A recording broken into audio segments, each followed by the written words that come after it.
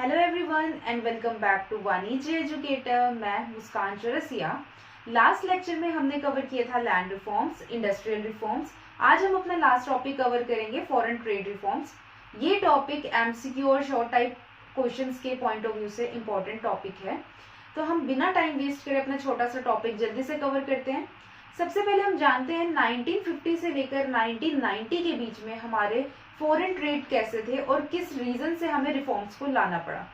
1947 में हमारा देश आज़ाद हुआ था, और चाहे इंडिपेंडेंस से पहले और इंडिपेंडेंस के बाद हम लोग ज़्यादातर इंपोर्ट्स के ऊपर डिपेंड थे। हमारे को बाहर की कंट्री से इंपोर्ट्स कराना पड़ता था, तभी हमारी जितनी भी पॉपुलेशन थी उनको प्रोडक्ट्स मिल पाते थे, यानी कि उन लोगों को पूरा पड़ पाता था।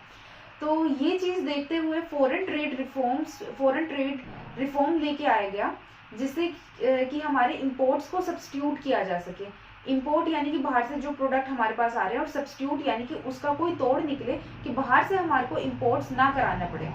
Foreign trade reforms industrial development के लिए बहुत ज़रूरी थे, क्योंकि हमारी कंट्री में इंडस्ट्रीज की डेवलपमेंट तभी हो सकती थी जब हम बाहर की कंट्री के इंपोर्ट्स को रोक सकते हैं।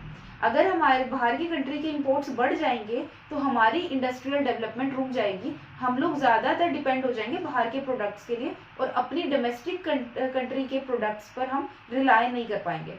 तो हम देखते हैं क्या क्या स्टेप्स लिए गए। सबसे पहले इंडस्ट्रियल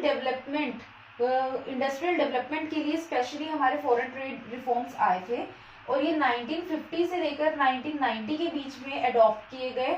इसे हम इनवर्ड लुकिंग ट्रेड भी कहते हैं, inward looking trade strategy. Inward looking यानी कि अपनी डोमेस्टिक कंट्री में ट्रेड को बढ़ावा देने के लिए स्ट्रेटजी बनाई गई। Inward looking trade strategy refers to the policy reliance on import substitution. Import substitution यानी कि बाहर से जो हम ज्यादातर प्रोडक्ट मंगा रहे हैं उसका कोई तोड़ निकले, हम उन प्रोडक्ट्स को कम यूज करें। And protection to the domestic industry through the import restriction. Import restriction यानी कि बाहर की कंट्री से जितना भी हमारे पास प्रोडक्ट आ रहा है उनको रोक दिया जाए, एंड इम्पोर्ट ड्यूटीज को बढ़ाया जाए, ताकि हमारे जो इंटरनेशनल ट्रेड है वो कम हो जाए। इंटरनेशनल ट्रेडिंग कम हो जाएगी और हम अपने इम्पोर्ट ड्यूटीज बढ़ा देंगे तो लोग बाहर से सामान कम मंगाएंगे। कुछ स्टेप्स इन्होंने बताए हैं इम्पोर्ट सब्स्टिट्यूशन के। सबसे पहले इन्होंने बताया है import substitution implies domestic production of those goods which the economy import from the rest of the world। जो हमारी इकोनॉमी बाहर की कंट्री से प्रोडक्ट मंगा रही थी वो प्रोडक्ट अपनी कंट्री में बनाना हम शुरू कर दें, ये सबसे पहला इम्पोर्ट सब्स्टिट्यूशन था। और साथ ही साथ इसी तरीके से हमारे जो फॉरेन एक्सचेंज है ना वो सेव हो सकते थे। फॉरेन एक्सचेंज रेट, जिस कंट्री के इंपोर्ट बहुत ज्यादा हो जाते हैं उस कंट्री का फॉरेन एक्सचेंज रेट कम हो जाता है, यानी कि जिस कंट्री में इंपोर्ट ज्यादा और एक्सपोर्ट कम है उसकी करेंसी की वैल्यू डाउन हो जाती है। अगर हम इंपोर्ट को कम कर देंगे और एक्सपोर्ट बढ़ाने लगेंगे तो हमारी कंट्री का जो फॉरेन एक्सचेंज रेट है वो बढ़ जाएगा। तो वही ये पॉइंट बता रहे हैं कि अगर हम अपनी कंट्री में प्रोडक्शन करनी स्टार्ट कर दें जो हम बाहर से मंगा रहे हैं, तो इस पॉइंट ऑफ व्यू से हमारे जो फॉरेन एक्सचेंज रेट है वो सेव हो सकता था। और यही स्टेप इन्होंने लिया इंपोर्ट सब्स्टिट्यूशन में, जिससे हमारे फॉरेन एक्सचेंज रेट जो है थोड़ा सा सेव हो गया था। पहले जो था हमारा फॉरेन एक्सचेंज रेट बहुत ज्यादा डाउन में था। नेक्स्ट है foreign exchange was to be utilised for development imports. Development imports क्या होता है, जैसे कि कोई ऐसी प्रोडक्ट्स हैं जो हम लोग नहीं बना सकते, हमारे पास ना तो रिसोर्सेज है ना ही टेक्नोलॉजी है, सिर्फ ऐसे प्रोडक्ट हम बाहर से इंपोर्ट कराएं।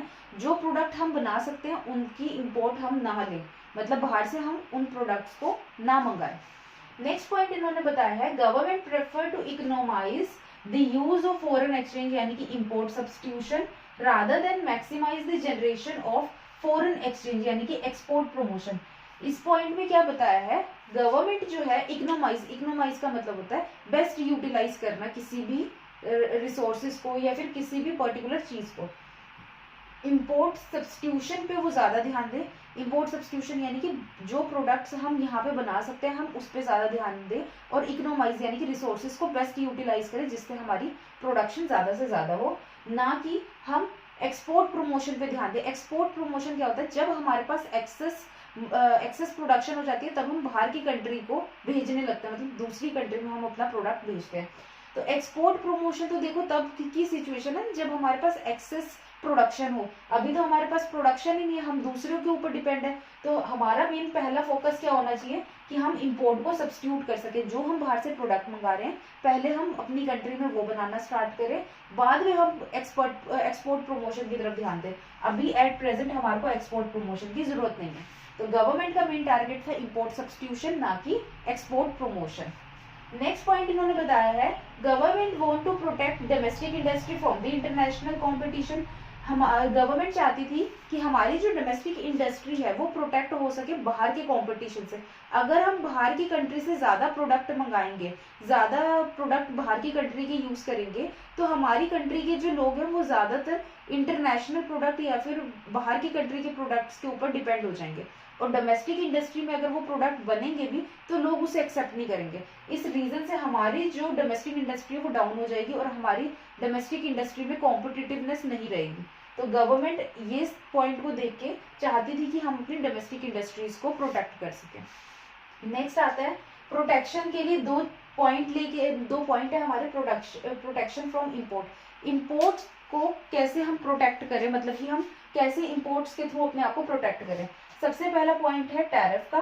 टैरिफ बेसिकली वो ड्यूटीज हैं जो इंपोर्ट के ऊपर लगते हैं। जितनी भी हम बाहर से कॉमोडिटी मंगाएंगे उसके ऊपर हम ड्यूटीज लगाएं, जितनी ज्यादा वो कॉमोडिटीज मंगाएंगे ड्यूटी उतनी बढ़ती जाएगी। इस ड्यूटी के थ्रू बहुत से ऐसे ट्रेडर्स होंगे जिनको बाहर से जो भी प्रोडक्ट वो मंगा रहे थे वो उन्हें सस्ता पड़ने की बजाय महंगा पड़ेगा तो वो कम मंगाएंगे।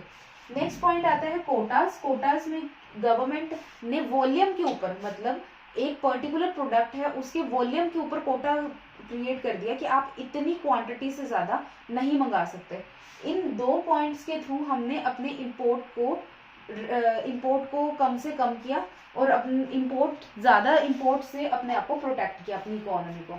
तो ये हमारे ट्रेड रिफॉर्म थे। अगर आपको लेक्चर अच्छा लगा हो तो लाइक शेयर एंड कमेंट जरूर करना एंड थैंक यू।